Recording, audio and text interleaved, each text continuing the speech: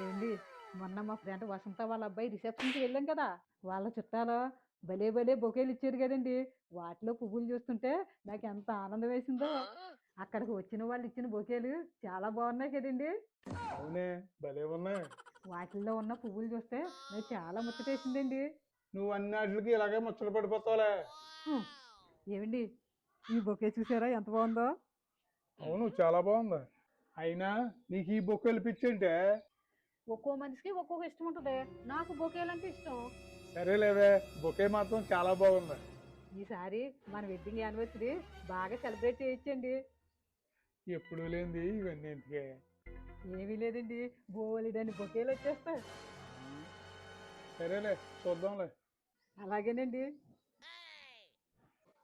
అమ్మో, ఈ సునందకేంటి ఈ బుక్కులు పిచ్చి బాగా పెరిగిపోయింది. అమ్మో, ఫంక్షన్ హాల్లో అంటే ఎంత డబ్బు అవుద్ది? ఏదో ఒకటి ఆలోచించాల.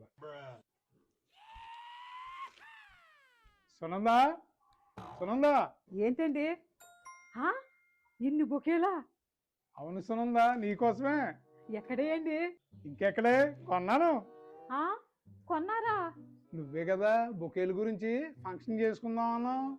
అంత ఫంక్షన్ ఖర్చు మనకి ఎందుకని నేనే నీ సరదా కోసం కొని తెచ్చాను. ఆ, మీకు ఎలాగ అర్థమయ్యిందా? అవును సునందా, ఇదిగో ఒకటే, ఇదిగో రెండు, ఇదిగో మూడు, ఇదిగో నాలుగు. సరిపోతాయా ఇంకా కావాలా? చాలండి, సరిపెట్టుకుంటాను.